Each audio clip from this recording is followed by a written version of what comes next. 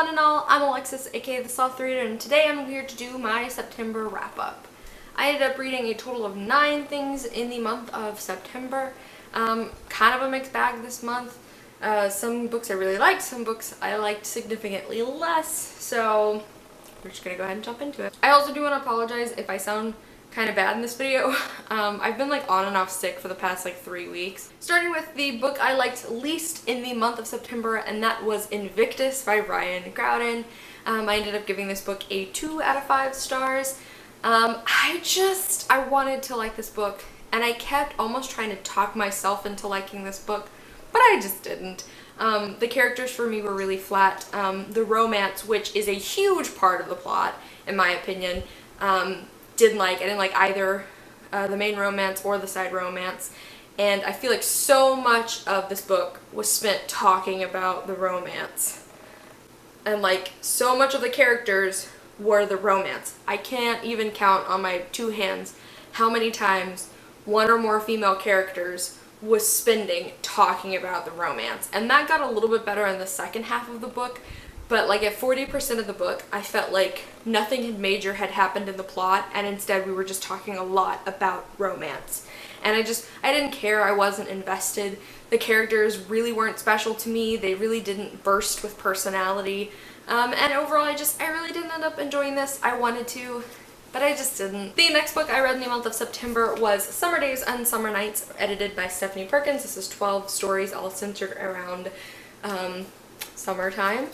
I ended up giving this book as a whole a 3 stars. My ratings really were all over the place for the short stories in this collection. Some of them, I think the highest rating I gave was a 4.5, which was to the Stephanie Perkins story, which was one of my favorites. I also really liked the Brandy Colbert story, the Nina LaCour story, and the Jennifer E. Smith story. Those I really liked. And that being said, like I said, some of these were good. Some of these were a hot mess. Like, oh man, I have individual ratings for all of these stories and my thoughts on them on my Goodreads page. If you're interested to check that out, I'll link it down below. But yeah, this one was just kind of all over the place. I didn't like this collection as much as I liked the Christmas collection, but I'm still glad I read it. The next book I read, I actually listened to on audiobook, and that was Unravel Me by Tahara Mafi. This is the second book in the Shatter Me trilogy, or the Shatter Me series. I ended up giving this one a 3.5 stars, and in deciding that rating, dropped my rating for the first book to a 2.5 as an update. I just, guys, I just don't know how I feel about this series. Like, it's okay. This is another series where the romance is such a huge part of the plot, and I find myself not caring about the romance. I love everything else in this book. I like Juliet as a character, and I like seeing all of the other people with powers and like them exploring their powers and Juliet exploring her powers, but I don't like Adam and I don't like Warner, and I don't particularly want Juliet with either of them, and so that dampens my enjoyment a little bit on this series. Also, I don't like the writing in the series like I know a lot of other people do. It's a little over the top for me. I also just find the characters and the plot in this book a little over the top. It's all very dramatic. Juliet acts like her physical relationship with Adam is the end of the world, and I'm like, girl, people are actually dying. Like, can we focus on stuff that really matters here? So like, this book is fine. I've heard the third one a lot of people say is the best. I still intend to read the third one, but yeah, this series is just okay for me. The next book I read in the month of September was another ARC I got from Edelweiss, and that was Top 10 by Katie Cotugno. I ended up giving this one a 3.5 stars as well. I'm really torn on this one. I loved the way it was written. This follows the 4 years that our main characters Gabby and Ryan have been friends, and so it alternates between different points in those 4 years, and personally I really enjoyed that. I like books that play with non-linear storytelling. And I liked a lot of the elements that were in this book. Our main character Gabby has severe anxiety. She's also bisexual, and we actually get to see on-page romantic relationships with her between men and women, which I really liked. Our main character Ryan is dealing with like an absent parent, and he's also dealing with sports-related injuries, and I really liked both of those elements for his character as well. That being said, I didn't actually like Gabby or Ryan.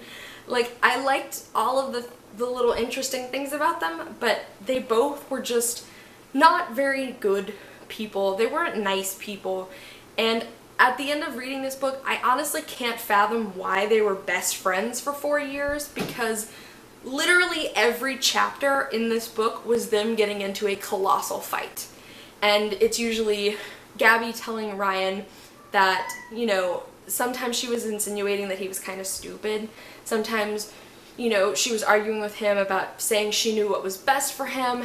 And there were plenty of times in the story when Ryan was like, get over your anxiety.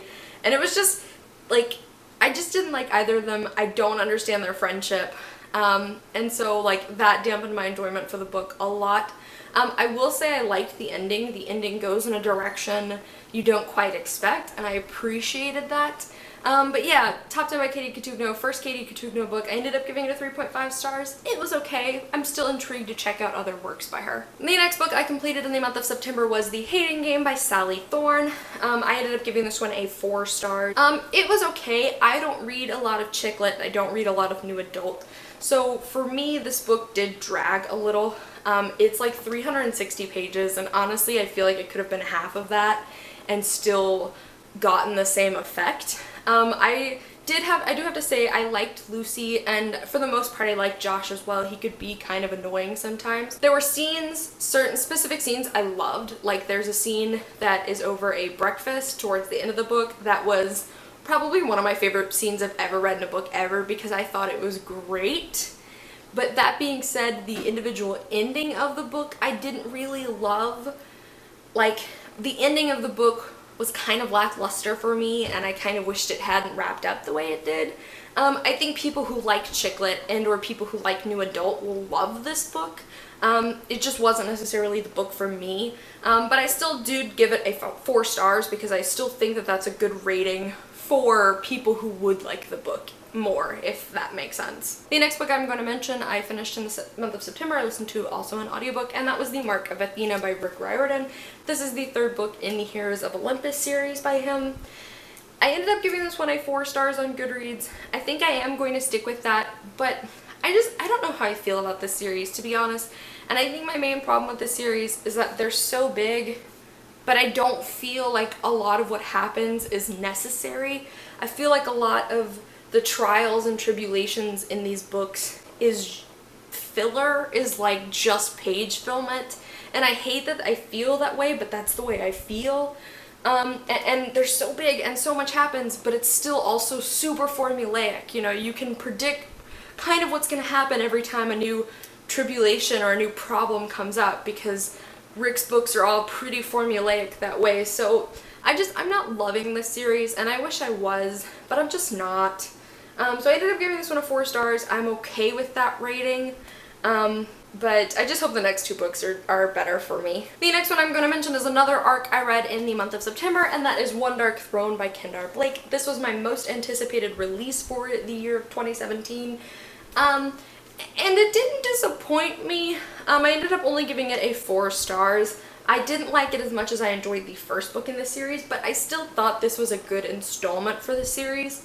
I'm so in love with this world and the political intrigue and the factions and the queens themselves in this world. They're so fascinating to me that, like, I just want to know more. I'm always in a situation where I want to know more.